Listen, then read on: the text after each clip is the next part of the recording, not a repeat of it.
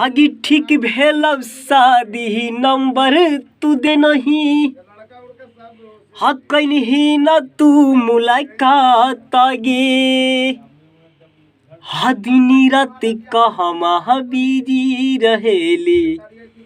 आ करही केकरा से बात गे आगे फैलल कोरोना बीमारी आगे छौड़ी हाँ गौआ नगरिया में आगे फोन में से बात करली है गे छौड़ी हाँ तू शेखर सावरिया से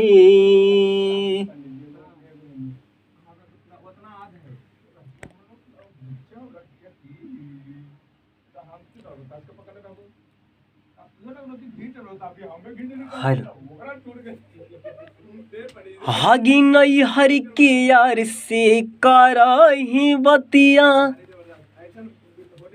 करही रोज मुलाकात गे